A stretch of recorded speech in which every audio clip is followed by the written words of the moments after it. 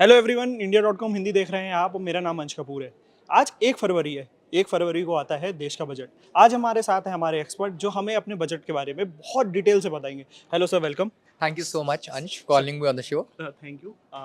Sir, सबसे पहले अगर हम बात करें बजट की, तो आप इस बजट को कैसे देखते हैं? मैं इस बजट को ऐसे देखता हूँ कि एक नॉर्मल जो एक मिडिल क्लास का जो एक आदमी है, उसको इस बजट से जो फ़ायदा हुआ है, वो संभवतः मैंने आज तक किसी भी बजट में ऐसा नहीं देखा जिससे उसको फ़ायदा हो सके। और ये सबसे बड़ा फ़ायदा है उसके इनकम टैक्स में एग्जेम्पशन के लिए।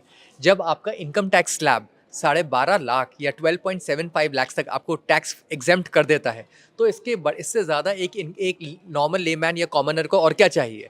तो मैं इस बजट को इस तरीके से देखूंगा कि एक नॉर्मल आदमी की जेब में ज़्यादा पैसा रहेगा, उसको टैक्सेस कम पे करना पड़ेगा, जिसके कारण उसको खपत के लिए, कंजम्पशन के लिए ज़्यादा पैसा मिलेगा और जिससे ये इकोनॉमी ग्रो होगी। सर, जब भी हम बजट की बात करते हैं तो लास्ट टाइम भी ये बात बहुत चली थी, new income tax regime, old income tax regime.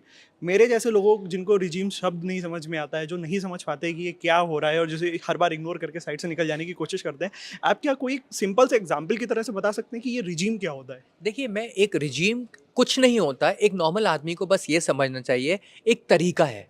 Regime एक तरीका है और उस तरीके से आपको अपना इनकम टैक्स पे करना है।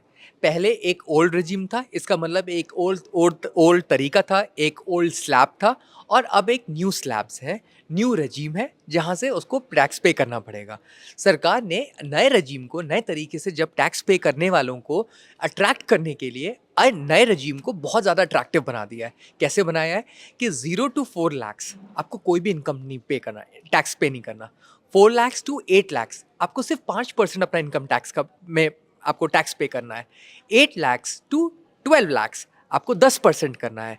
उसी तरीके से 12 lakhs to 16 lakhs आपको 15%, 16 lakhs to 20 lakhs आपको 20%, 20 lakhs to 24 lakhs आपको 25% और 24 lakhs के ऊपर आपको अपने 30% इनकम टैक्स को आपको इनकम टैक्स स्लैब के अकॉर्डिंगली आपको अपने इनकम पे करना है, टैक्स स्लैब्स के अकॉर्डिंगली आपको टैक्स पे करना है। सर, एक चीज़ चल रही थी जब एफएम की स्पीच चल रही थी, हमारे न्यूज़ों में भी बहुत तेज़ से ताली बजने लगी जब पता चला कि 12 लाख तक की जिनकी इनकम है उनको करेक्ट। टैक्स नहीं पे करना है। पर फिर बाद में हमने जब वीडियोज़ देखे तो हमें पता चला कि ऐसा भी पूरा सच नहीं है कि 12 लाख की जिनकी इनकम है उन्हें एक भी रुपया पे नहीं करना है। तो क्या ऐसा कुछ है? वेल, सरकार ने स्लैब्स बनाए हुए हैं, लेकिन 12.75 लाख तक ऐसा कोई टैक्स पे नहीं करना। जहां अगर आप 75,000 रुपीज़ का स्टैंडर्ड डिडक्शन आप क्लेम कर लेंगे और 12 लाख तक आपकी जो इनकम है, वो आपकी एनुअल इनकम 12 लाख तक है, तो 12.75 लाख तक आपको कोई भी टैक्स पे नहीं करना। अच्छा, हमारे जो बहुत सारे सब्सक्राइबर्स हैं वो फार्मिंग से भी जुड़े हुए हैं। उनके लिए क्या कुछ ख़ास है इस बजट में? कृषि क्षेत्र से अगर मैं लोगों की बात करूं, तो सबसे बड़ी जो सशक्तिकरण की बात करी गई है in the oil pulses, specially तुर, स्पेशली ग्राम, स्पेशली मूंग।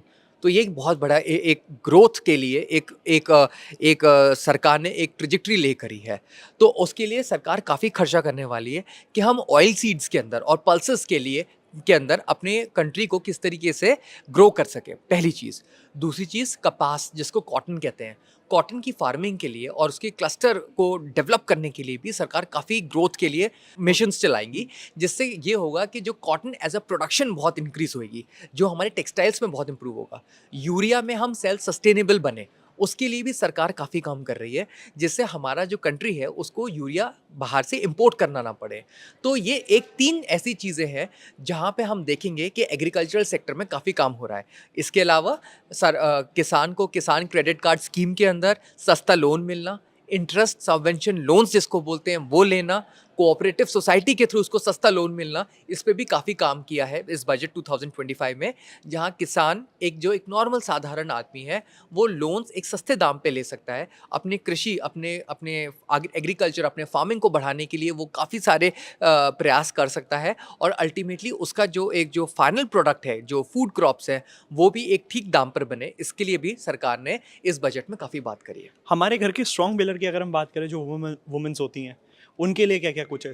वेल, विमेन के लिए सबसे पहले तो ये चीज़ है कि उनको किस तरीके से स्किल डेवलप किया जाए, सो दैट वो मेन के साथ इक्वली पार्टिसिपेट कर पाए अपने वर्क फोर्स में। उसके लिए सरकार ने बात करी है।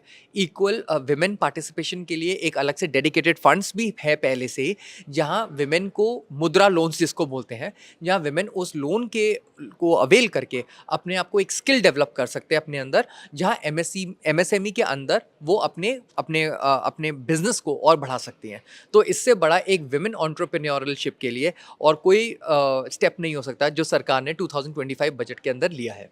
ये अगर हम बात करें तो मोदी गवर्नमेंट की 3.0 का पहला बजट है। और मोदी सरकार की जब भी बात होती है तो वो हमेशा ये होता है कि वो स्टार्टअप्स को बहुत प्रमोट करना चाहती है।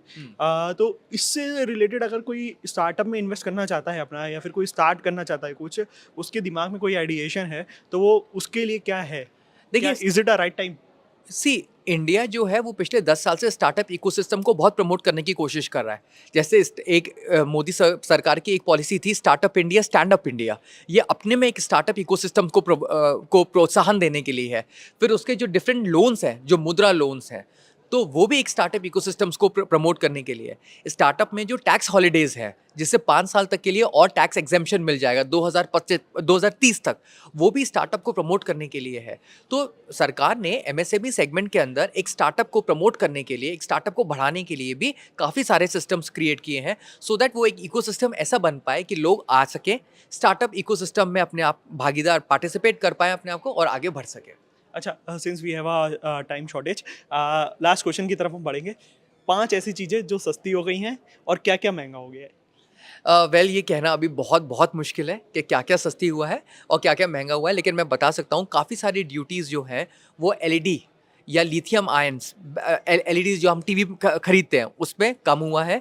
लिथियम बैटरीज़ जो कि आपके ईवीज़ में यूज़ होता है या इलेक्ट्रॉनिक्स में यूज़ होता है, वो उसपे ड्यूटीज़ कम हो गई हैं। कस्टम से इम्पोर्ट किए हुए काफ़ी पदार्थों में फाइनेंस मिनिस्टर ने बात करी है कि जहाँ पे ड्यूटीज़ और कस्टम ड्यूटीज़ कम हो गई हैं। तो मैं ये मानता हूँ कि ये सारे के सारे, और फिर जीएसटी में भी काफ़ी सारी रैशनलाइजेशन हो रही है, जिसके कारण आपकी जो एसेंशियल कमोडिटीज़ हैं वो काफ़ी सस्ती हो जाएंगी।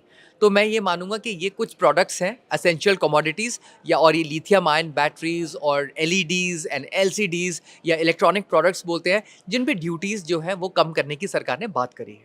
और दिल्ली इलेक्शंस को लेकर के भी क्या कुछ आपको लग रहा है कि सरकार ने पॉलिटिक्स पे भी अपना जोर बना करके रखा है? वेल, बजट तो एक हर साल का एक अपना एक बहुत बड़ा एक महत्वपूर्ण एक इवेंट है। उसका और डेयरी इलेक्शंस का मुझे नहीं लगता कि कोई बहुत ज़्यादा एक दूसरे से कोरिलेशन है। एक बजट को जब हम देखते हैं तो हम उसको एक मैक्रो लेवल पर एक साल की ग्रोथ के हिसाब से देखते हैं, क्योंकि सरकार को अगले साल भी जवाब देना है।